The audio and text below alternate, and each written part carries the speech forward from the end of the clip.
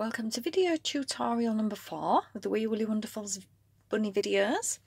And what we're going to be doing in this lesson is getting to grips with holding a crochet hook and our wool. And we're going to make a chain. This isn't part of the pattern, but it is a great way just to get used to holding the crochet hook and the wool, how it works, just to get holding it and get your confidence before we start with the magic circle in the next video. So you're going to need, for this demonstration, your wool and your crochet hook. What we're going to do is grab the end of our wool. There will be an end on the outside, so you can take off the ball band and use this, or what I prefer is to use the end from the centre. I just find it's much easier and it keeps your wool nice and neat and tidy.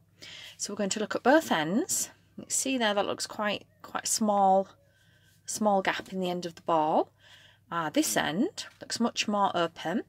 That's the end that we'll find our end. The end of the ball where we'll find our end of wool. So just pop your fingers inside, grab the end of wool. There's the end lip, just unravel that slightly. And now we can get started. So we are going to make a slip knot. So the first thing to do to make a slip knot is just make a loop like so with your wool. Put the end that leads to the ball of wool just underneath the loop and then gently pull it through, and that's a slip knot. Simple as that. The good thing with the slip knot is we can either make it smaller or we can pull it up and make it larger, so we can easily alter it. What we're looking for is to have the loop fitting quite snugly on our hook, but not so tight that we're struggling to control to get it on and off the hook. So we don't want it tight, we don't want it loose, just nice and snug. So now we're ready. What we're going to do is holding our hook like so. Some people hold the hook this way, so it's whatever feels comfortable for yourself. I tend to hold it like that, put my thumb on the flat part of the hook. And because this is one of our nice soft grip crochet hooks, even if you're holding and doing your crochet for a long period of time, you don't tend to find your hand get stiff. We're going to hold the wool that leads to the ball through our fingers of our left hand, like so, and just gently grip it with our fingers. What we're trying to do is not hold it really tight and not really loose. We're just going to hold it so that we can pull it through. It gives it a little bit of tension and gives us far more control over it and makes it much easier to crochet. If you are left-handed, I found a lot of people have learned by holding the hook in the right hand and just following the lessons like a right-handed person. They said it is quite easy to control the hook in this way. It doesn't feel that awkward because it's in the other hand. If you don't want to do that, if you want to use your left hand, you can swap it round so your hook's in your left hand and the wool is here, and you'll just follow it by going round in the opposite direction with your stitches. So whichever way you find easy. So I'm right-handed, so I'm going to hold it in the hook in my right hand and the yarn in my left. So I'm holding it like so, and then I'm going to pop my finger there just to hold the loop on there, because if we don't, it'll move around like so. So we're just going to hold that. Now you'll feel a bit like an octopus because there's so many things to hold on to, but it will get much easier and you'll find your own way of holding everything that feels comfortable for you. So this is just the way I do it. If you find another more comfortable way, feel free to use that. So what we're going to do now is use this wool and we're going to go underneath like so and over the top. We're going to hold that here and we're just going to gently grab that in our hook and pull it through. So however feels comfortable. So we're going to pull that through the loop. That's why you don't want the loop on your hook really tight, because there's got to be a little gap so that you can pull it through comfortably. But you don't want it really loose like so, because you end up with very loose stitches. So just snug on your hook but with a little gap.